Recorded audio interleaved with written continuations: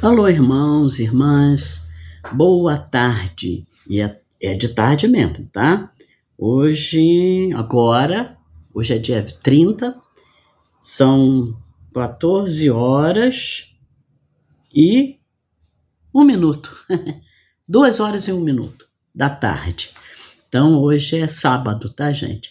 Não consegui ontem gravar, porque ontem, né, teve aquele trabalho especial lá na igreja, do culto do coração aquecido, e aí eu fiquei envolvida com muitas coisas. Na quinta também não pude, adiantando meu trabalho aqui do escritório.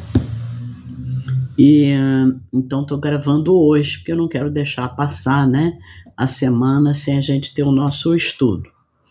Muito bem, eu espero que vocês estejam bem, que a graça e a paz de nosso Senhor Jesus Cristo esteja com vocês, né, a paz de Cristo, Rei da Glória, que vocês estejam sobrevivendo. Já é bom, tá? Já é muito bom se a gente estiver sobrevivendo a esses dias maus que nós estamos vivendo. E nós estamos vivendo dias maus, não vamos querer, né, negar isso, porque estamos vivendo sim, mas graças a Deus, né, Deus está conosco. Deixa eu dar uma ajeitada aqui que parece que está torto. Nós estudamos na semana passada, nós estamos estudando, aliás, Gênesis capítulo 6, e na semana passada a gente bateu na questão da idade, né? Dessa redução, né? Que muitos pensam, da idade do homem. Então, no capítulo 6, no versículo 3, então o Senhor disse: o meu espírito não agirá para sempre no ser humano, pois este é carnal e os seus dias serão 120 anos. Então isso aqui trazia uma dúvida muito grande se isso representava a redução da idade do homem na Terra, que o homem não poderia viver mais do que 120 anos, ou se isso representava o tempo que Deus estaria dando ao homem para se arrepender e poder entrar na Arca de Noé. Não é isso? Então nós vimos que quando Deus chamou Noé e falou: você vai construir uma arca assim, assim, assim, assado, porque eu vou destruir a terra através das águas, da chuva, demorou da data que Deus falou com Noé até a data que Noé construiu a arca, entrou nela e Deus mandou chover, foram 120 anos. Então, a gente está entendendo, né, que esses 120 anos foi sim a redução da idade de vida, do tempo de vida do pessoal daquela época, da geração de Caim, da geração de Sete, não é isso? Eles morreram com o dilúvio. Toda a raça humana morreu com o dilúvio. E isso foram 120 anos, não de vida deles, mas 120 anos de oportunidade que foi dado para eles se arrependerem. Vocês estão vendo que a minha voz está difícil? Eu sinto que eu estou querendo pegar uma gripe. Não, querendo não. Mas eu acho que a gripe está me rodeando e está me atacando a garganta. Deixa eu ir umedecendo a garganta aqui para minha voz não falhar.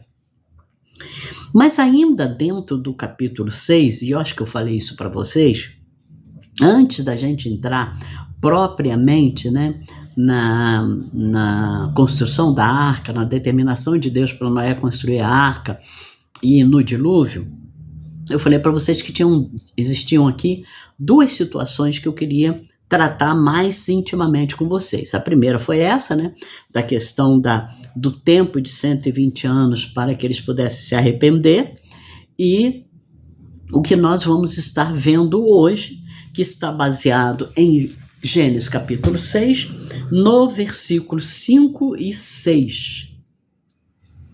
5 e 6. Eu vou ler e depois a gente vai conversar sobre ele. O Senhor viu que a maldade das pessoas havia se multiplicado na terra e que todo o desígnio do coração delas era continuamente mau. Então o Senhor ficou triste, por haver feito o ser humano na terra, e isto lhe pesou o coração. Tá? Então, só esses versículos aqui, 5 e 6. Então, especialmente esse aqui. Então, o Senhor ficou triste por haver feito o ser humano na terra, e isto lhe pesou o coração. O que eu quero que a gente esteja estudando hoje? É que não são todas as traduções que falam como esta minha tradução aqui da Bíblia, que eu gosto de usar aqui, né? É essa que eu estou usando com vocês aqui, tá? Bíblia de Estudo Conselheiro. Eu gosto muito dessa Bíblia. Essa Bíblia aqui, a tradução dela, se não me falha a memória, é a Nova Almeida Atualizada, NAA. A NAA significa isso, Nova Almeida Atualizada. Mas eu tenho uma outra Bíblia aqui, que é um biblão enorme. Essa Bíblia, ela tem 5 traduções. O mesmo texto é traduzido na Nova Linguagem de Hoje, é traduzido na Tradução Brasileira, TB, é traduzido na Almeida Revista e Corrigida, que é a ARC, e na Almeida Revista e Atualizada, essa que é a ARA, e também na Nova Almeida Atualizada, que é a NAA. Então, eu vou estar lendo para vocês, eu quero fazer isso, né, porque eu sei que cada um de vocês pode ter uma tradução dessa aqui que eu citei. E aí o texto não vai ser como o que eu li na minha Bíblia aí, que eu acompanho para fazer o estudo com vocês, né? Que a gente já viu ali, que é a NAA, que fala que Deus ficou triste. Então vamos lá. Deixa eu ler essas traduções todas, só esses versículos 5 e 6, do capítulo 6 de Gênesis. Na nova tradução, na Nova Linguagem de Hoje, tá assim: quando o Senhor viu que as pessoas eram muito más e que sempre estavam pensando em fazer coisas erradas, ficou muito triste por haver feito os seres humanos. O Senhor ficou tão triste e com o coração tão pesado que disse. Aí vem o versículo 7, tá? Então, na linguagem de hoje vai falar isso, que o Senhor ficou triste, igual a linguagem que eu li, que é a Nova Almeida Atualizada. Então vamos ler agora a tradução brasileira sobre esses mesmos 2 versículos. Viu Jeová que era grande a maldade do homem na terra e que toda a imaginação dos pensamentos do seu coração era má continuamente. Então se arrependeu Jeová de ter feito o homem na terra e pesou-lhe em seu coração. Essa é a tradução brasileira da Sociedade Bíblica. Todas as traduções são da Sociedade Bíblica. Vamos ver a tradução agora, Almeida Revista e Corrigida, ARC, Almeida Revista e Corrigida. O que diz lá?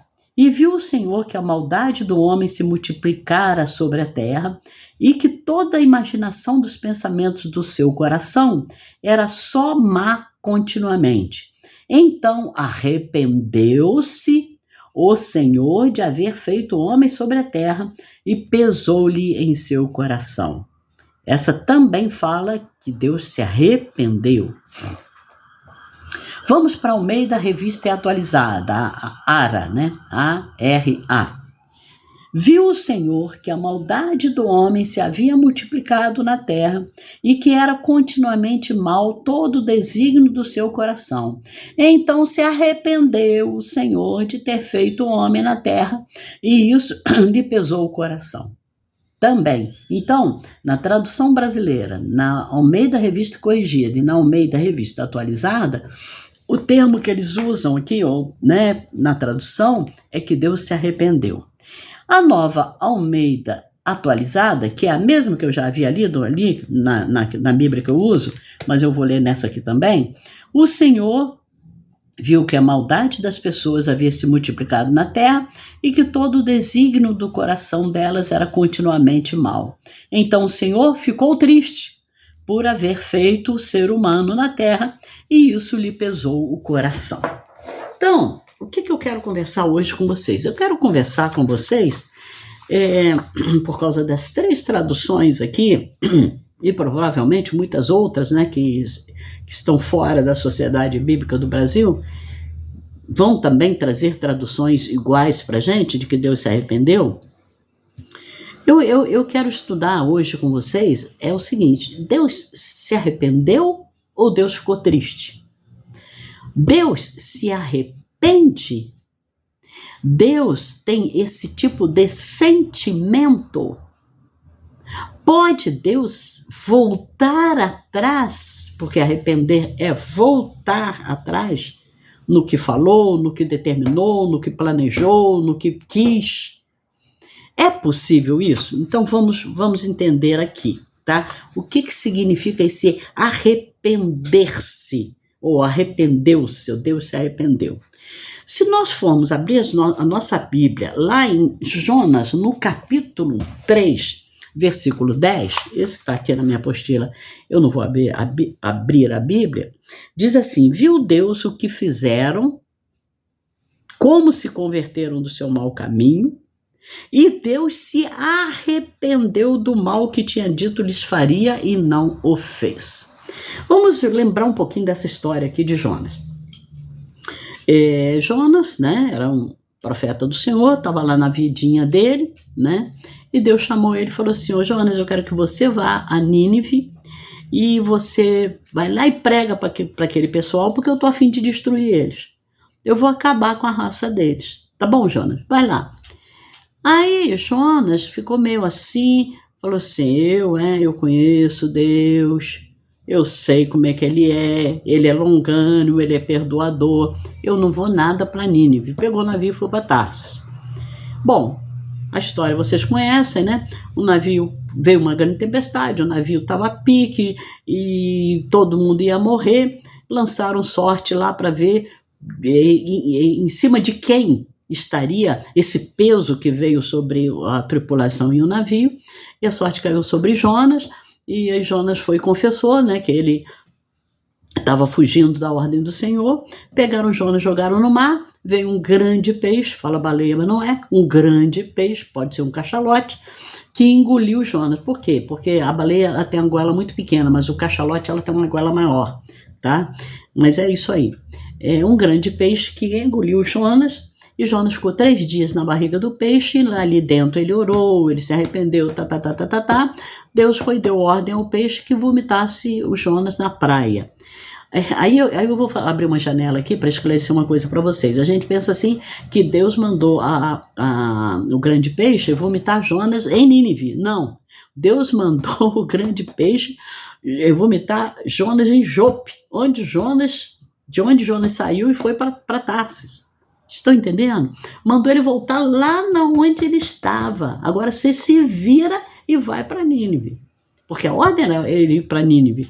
Por que a gente sabe disso? Porque a história fala, você pode procurar nos livros de história aí, ou no Google mesmo, Nínive não tem praia. Nínive é uma cidade que não é praiana. Então não dava para o peixe chegar e vomitar Jonas lá. Pronto. Resolvido a questão, entenderam? Então não foi em Nínive que o grande peixe vomitou o Jonas, mas voltou Jonas a Jope, de onde ele foi chamado, e de onde ele saiu fugindo para Tarsis. E ele teve que ir para Nínive. Aí acontece exatamente o que Jonas pensou, né? Ele pregou 3 dias, se não me falha a memória, e o povo se arrependeu. Do rei aos animais. O rei bateu bateu um decreto que todo mundo teria que jejuar e se arrepender, vestir pano de saco, inclusive os animais, e eles fizeram isso. Aí vem essa parte aqui. Viu Deus o que fizeram, se arrependeram, jejuaram e tudo mais, como se converteram do seu mau caminho, aí são arrependimento, e Deus se arrependeu do mal que tinha dito lhes faria e não o fez.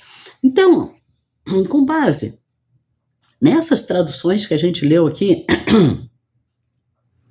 em Gênesis no capítulo 6, e com esse texto aqui de Jonas 3, versículo 10, que a gente pode entender que aconteceu aqui? Então vamos lá. A primeira coisa que eu quero partilhar com vocês é que a palavra no original, que aqui no caso é o hebraico, né? O Antigo Testamento foi escrito em hebraico, o Novo Testamento foi escrito em grego. Então vamos lá. Aqui, a palavra arrependimento, que foi usada aqui, né, por Moisés, se fosse se referir ao homem, seria shub, S-H-U-B-H. Não sei como é que pronuncia isso, eu estou chutando aqui que é shub, tá? O shuba, né? O shub, porque o H, né? Pode ter som de A, de E, sei lá.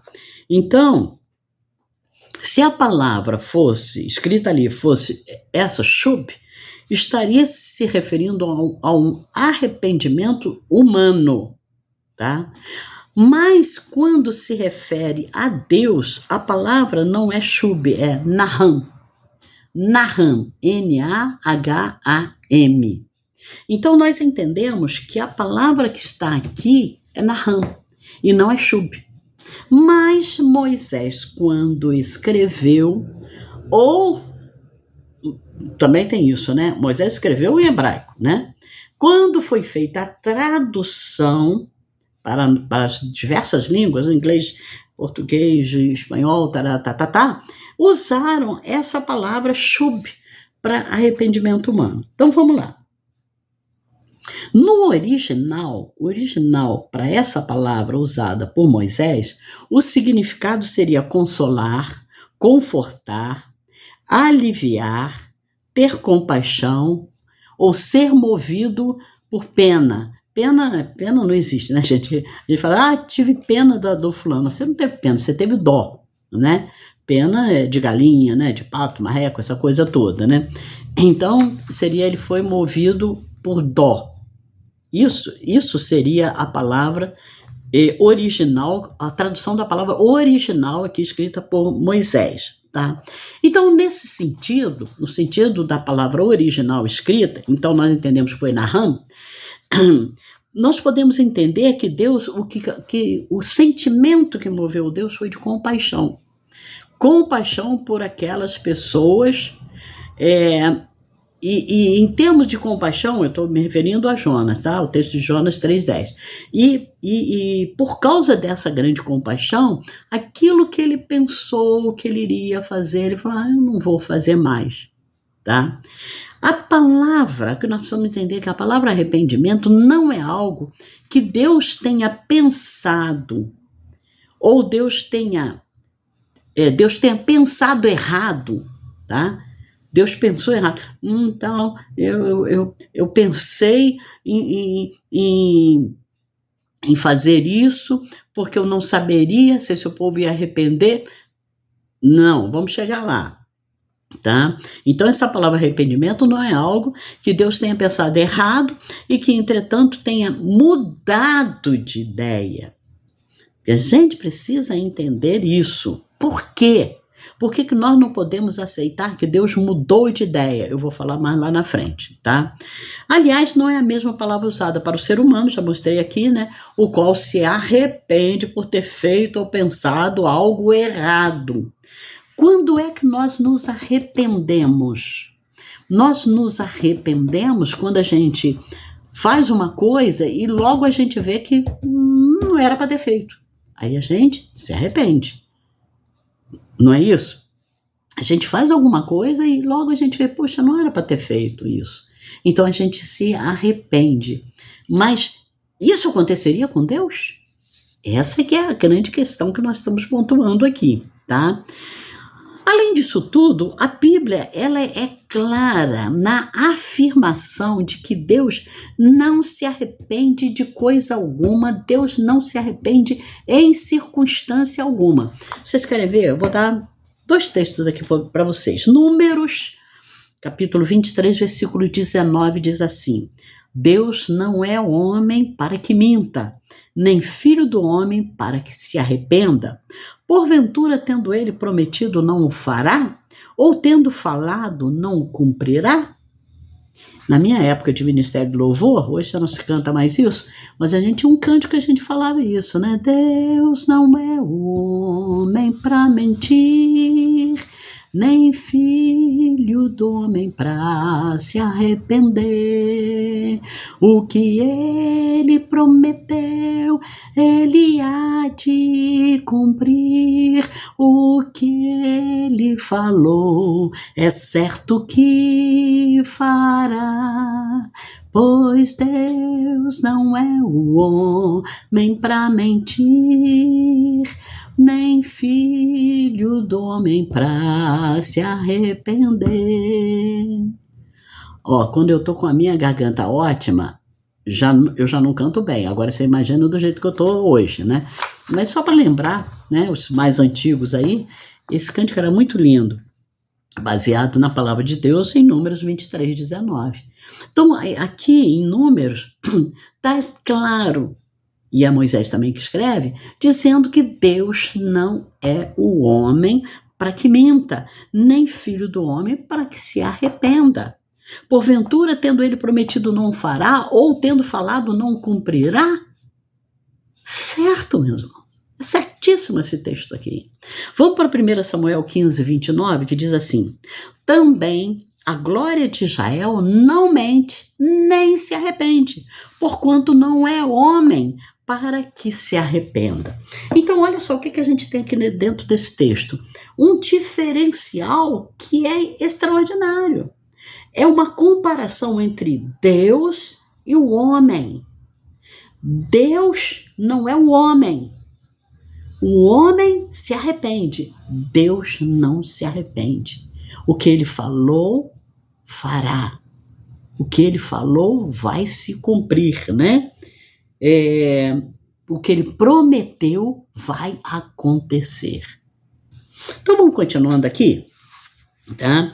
Então, nós já vimos que são palavras diferentes que, na hora da tradução, foi usada como arrependimento, tá?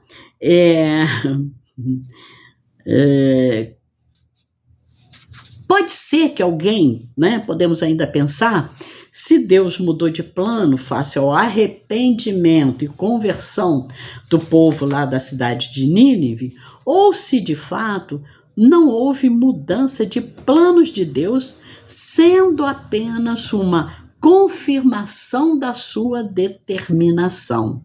Meio confuso isso de atender, né? Mas pensa bem, Deus não saberia que a cidade de Nínive ia se arrepender? Então vamos lá. Existem duas palavras na nossa língua, né, na língua portuguesa, que elas definem muito bem esta linguagem bíblica. Uma palavra chama-se antropopatismo. Antropopatismo. E a outra palavra é antropomorfismo.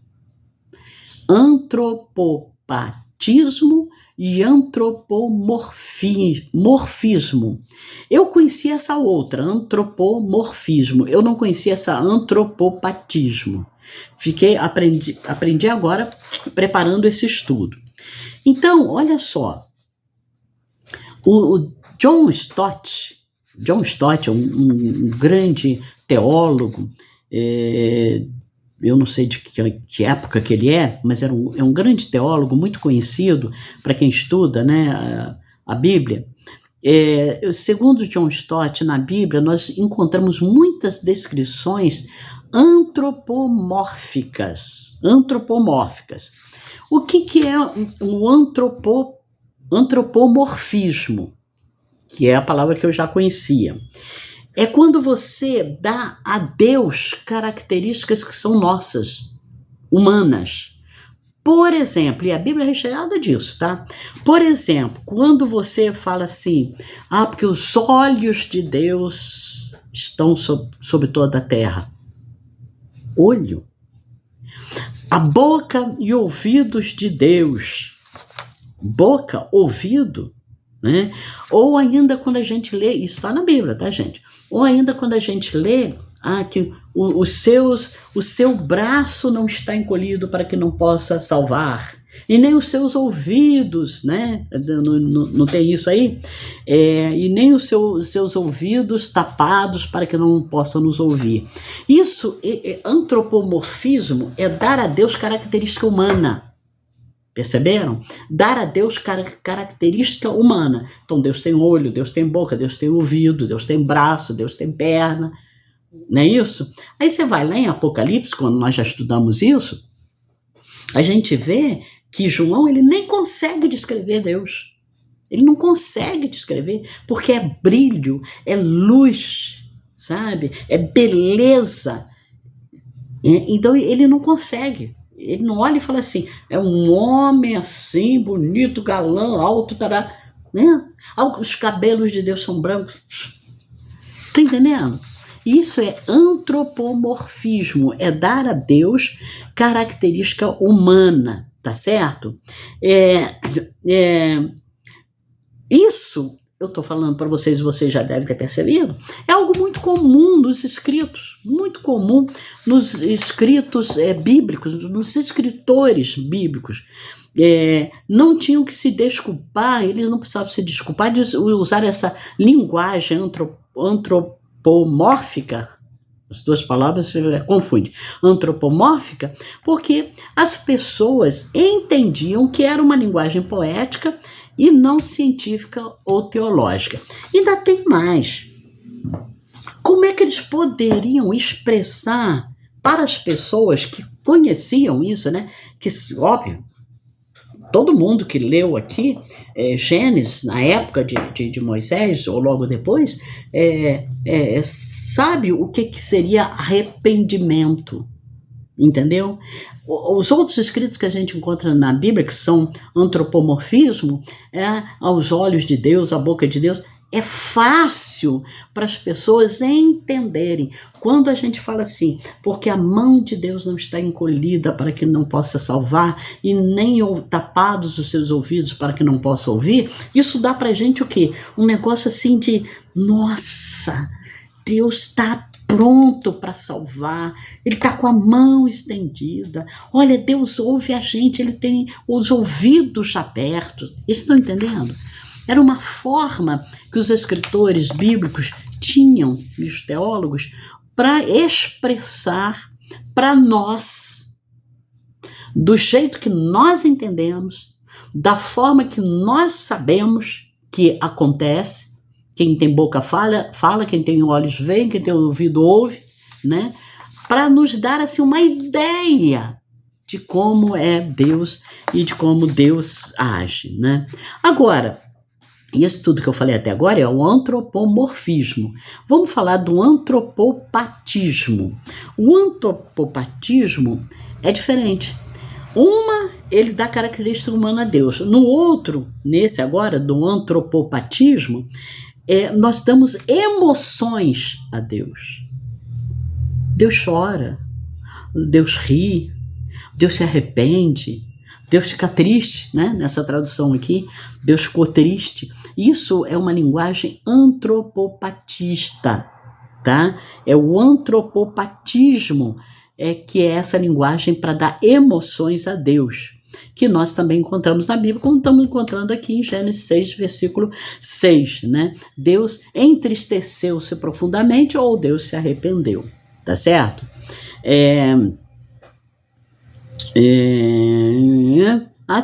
Aqui está dizendo, ou então quando é dado o sentimento humano que Deus se arrependeu, como em Jonas 3,10, que a gente já viu aqui, tá? Então, isso tudo que eu estou falando e mostrando para vocês é para dizer que nós devemos entender esse arrependimento de Deus, entre aspas, né? Como uma linguagem antropopática. É uma linguagem antropopática. É a linguagem que dá sentimentos para Deus. Tá vendo? É isso aí, o que a gente pode entender quando você vê a tradução de que Deus ficou triste ou que Deus se arrependeu, tá? Por que Deus não se arrepende? Porque, olha, o arrependimento, ele indica tanto um erro cometido pela pessoa, né, que se arrepende, e que não foi previsto, quanto uma tristeza pelo pecado. Então, afirmar que Deus se arrepende no sentido estrito seria negar o quê? O seu pré-conhecimento. E assim afirmar que existe uma coisa errada em Deus, ou existe o mal nele. Então, a explicação para a razão das Escrituras falarem de Deus arrepender-se baseia no princípio de uma adaptação. Nas Escrituras, Deus se adapta à nossa limitação, à nossa forma de compreender as coisas. Então, quando a gente fala assim que Deus se arrependeu, que você já pensa assim, olha, Deus pensou, né, em cima de um pré-conhecimento que ele já tinha. Então, vou tentar andar mais um pouquinho. Hoje vai demorar um pouquinho mais aqui, tá? Vamos lá. Em outras palavras, uma vez que nós, seres humanos, nós somos finitos, quer dizer, nós temos início e fim, né? Nós não conseguimos compreender o Deus infinito. Às vezes, Deus ele se veste da nossa natureza e ele emprega certas expressões para que nós possamos compreendê-lo, segundo o quê? A nossa capacidade. E examinarmos a nós mesmos, nós possamos aprender algo a respeito da natureza de Deus, tá? Agora, se a essência de Deus é mudada, então só pode ser mudada por um ser que fosse mais poderoso do que ele. E existe alguém mais poderoso do que Deus? Não. Então, na essência, Deus não muda. Na essência, Deus não muda. É verdade que nas Escrituras, a passagem que parece deixar implícito que Deus mudou de ideia. Mas há um número muito maior de textos que asseguram que Deus é imutável. O que significa dizer que Deus é imutável? O que é uma pessoa imutável? Uma pessoa que não muda nunca. E a gente já viu o texto lá de Números, né? Deus não é um homem para mentir, nem filho do homem para se arrepender, né?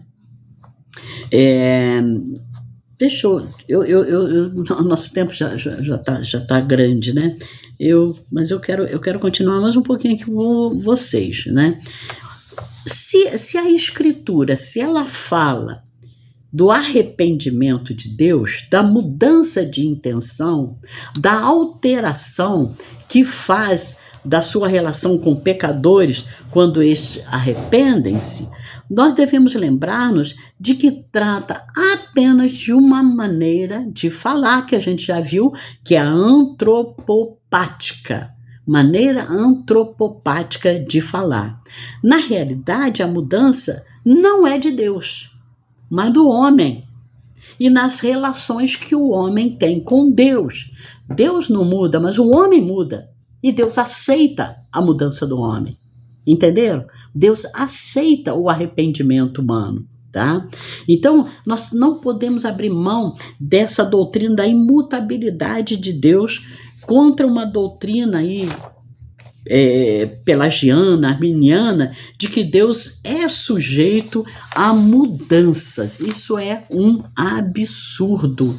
Deus é sujeito a mudança no seu conhecimento, na sua vontade, de modo que as duas decisões dependem em grande medida da ação do homem.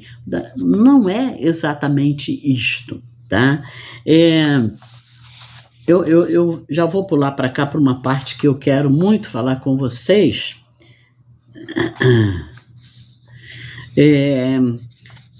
Qualquer que tenham sido os meios de comunicação que Deus empregou para falar com seres humanos, Deus nunca obliterou. O que é obliterar? Eu também fui procurar, tá? É destruir, é apagar. Deus nunca obliterou a personalidade de cada um. Deus deixou que o homem, inspirado por Deus, que escreveu as Escrituras, colocasse uma coisa como, por exemplo, essa de que Deus se arrependeu. Então, ao contrário, quando eles escreveram, o seu sentido literário, o vocabulário que eles usaram era o vocabulário próprio. E a gente viu isso muito em Apocalipse, né? Que o vocabulário usado ali foi o vocabulário próprio para aquela época, não é isso? Quando ele fala das pedras, né? Safira, não sei o que, né? Esmeralda, não sei, eu nem sei falar essas pedras todas, que hoje a gente nem conhece, mas eles conheciam muito naquela época, né? Naquela década ali, naquele século, né? Então, nesse sentido, é importante saber que a Bíblia reconhece as limitações do ser humano em contraste com Deus. Ao falar da magnitude de Deus e que a Bíblia não tem erros, entende-se também que os escritores bíblicos têm as suas capacidades a nível intelectual limitado perante tanta grandiosidade. Então ele fala assim, Deus se arrependeu, Deus ficou triste. Mas não é isso, né? Então, essa questão da imutabilidade de Deus é uma questão que a gente tem que bater e bater mesmo nessa questão, tá?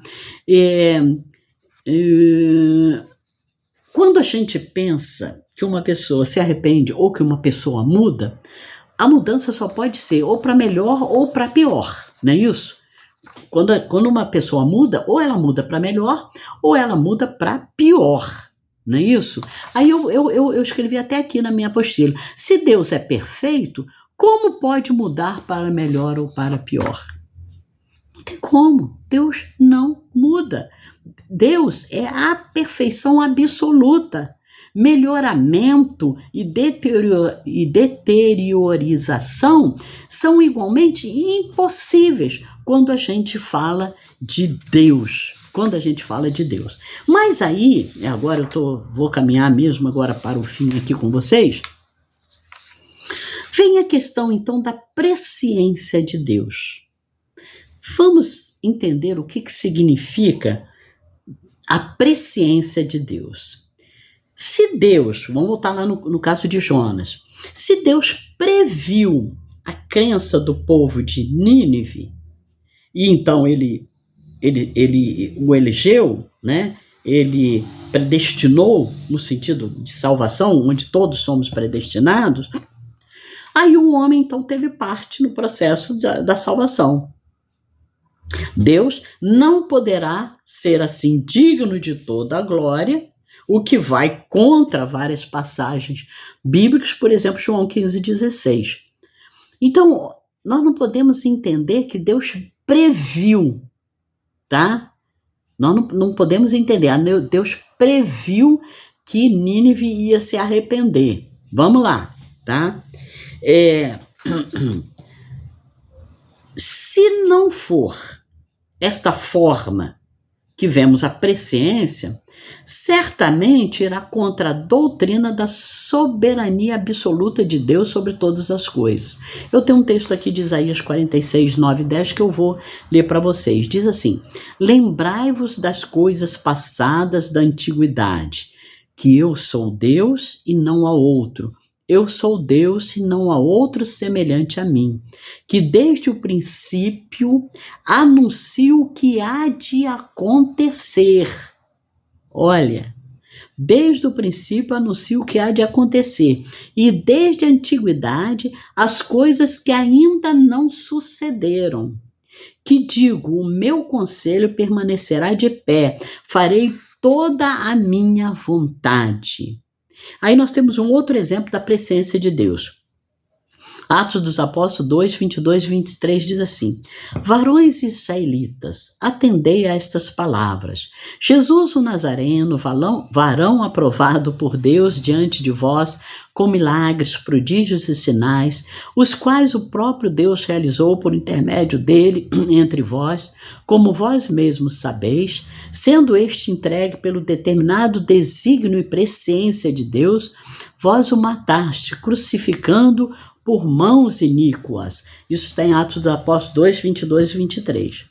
Se presciência for, então, apenas previsão do futuro, seria o mesmo que nós dizermos aqui, nesse texto de Atos, Deus olhou para o futuro, viu que Jesus ia morrer, aí ele decidiu, aproveitando essa deixa aí, né? Vou fazer dele o Salvador. Estão entendendo? Eu tô conseguindo fazer vocês entenderem. Eu confesso que é difícil a gente entender isso, né? A presciência de Deus não é previsão do futuro, tá? Não é previsão do futuro. De repente Deus olha lá para o futuro, porque ele tem conhecimento, né, do presente, do passado e do futuro, e ele fala, vai acontecer isso, então eu vou fazer isso. Não. A presciência de Deus já diz que isso iria acontecer. Não é ele olhando para o futuro. Ele já sabia que isto ia acontecer, tá? Então, ele manda Jesus, já sabendo, Jesus, você vai lá, você vai pregar, alguns vão aceitar, outros vão rejeitar, você vai ser traído, isso tudo está na Bíblia. Você vai ser traído, você vai ser vendido, né? Você vai ser traído, você vai ser negado, não é isso? Mas depois você vai morrer. Mas isso tudo, Jesus, é porque você vai ser o Salvador. Já estava tudo designado. Tá? Então o termo presciência em Deus é muito mais do que saber de antemão o que irá acontecer, prevendo o acontecimento, tá? Desculpa, deixa eu molhar aqui deixa eu molhar aqui a garganta. Vou repetir. Quando a gente fala da presciência de Deus, nós estamos falando muito mais do que saber de antemão o que irá acontecer, prevendo acontecimentos futuros. Por quê? Porque o conceito de tempo não cabe em Deus. O conceito de tempo é algo humano e Deus, ele está para além do tempo. Deus, conforme eu falei, ele é passado, presente e futuro, ele sabe de todas as coisas. Então, a presciência implica soberania em determinar aquilo que irá acontecer antes mesmo de ter acontecido. Ou seja, conheceu porque determinou. Conheceu porque determinou. Então vamos voltar agora em Gênesis capítulo 6, versículos 5 e 6. Deus se arrependeu de ter feito o homem? Não. Deus já conhecia isso. Deus já sabia que os desígnios do coração do homem seria mal. Está entendendo? Então, ele não se arrependeu, porque ele já sabia que isso ia acontecer. Então, o que ele fez? Isso pesou no seu coração e ele falou, eu vou fazer desaparecer, agora já estou lendo o versículo 7 de Gênesis capítulo 6, vou fazer desaparecer da face da terra o ser humano que criei. Ele já sabia disso tudo. E já sabia também que ele ia mandar Noé fazer a arca, e que ia mandar o dilúvio, e que todos morreriam, menos Noé e a sua família. Isso é presciência de Deus. É a soberania em determinar aquilo que irá acontecer mesmo antes de ter acontecido. Então, para fechar aí, quando nós lemos na Bíblia que Deus se arrependeu, nós temos que ter em conta todos os conceitos que nós já analisamos aqui hoje. Primeiro, a inerrância da Bíblia, a Bíblia não erra, a imutabilidade de Deus e o reconhecimento da linguagem humana a referir-se a Deus, que é o antropomorfismo e o antropopatismo. Sentimento e humanidade, ações humanas. Então, nesse sentido, quando nós lemos na Bíblia que Deus se arrependeu, apenas mostra que a ótica de quem escreveu, na ótica de quem escreveu, Deus mudou os seus planos. Mas, na verdade, Deus quis que assim fosse porque Ele é soberano. E se nós olharmos de novo para Jonas capítulo 3, 10, todos os pormenores que acontecem dentro de um propósito de Deus. Chega, né, irmãos? Me perdoem, mas eu queria terminar esse assunto. Eu não queria dividir esse assunto em 2 blocos, tá? Assim como eu não quis dividir em 2 blocos a questão dos 120 anos, né, de vida para o homem. A gente decidiu num só estudo e agora eu quis decidir essa questão do arrependimento, que a gente já viu que não é arrependimento, é uma ciência antecipada, conhecimento que Deus já tinha antes de acontecer, de que o homem, os caminhos do homem seriam caminhos maus. E ele, como Deus, teria que tomar uma providência. Que Deus te abençoe, fique na paz do Senhor.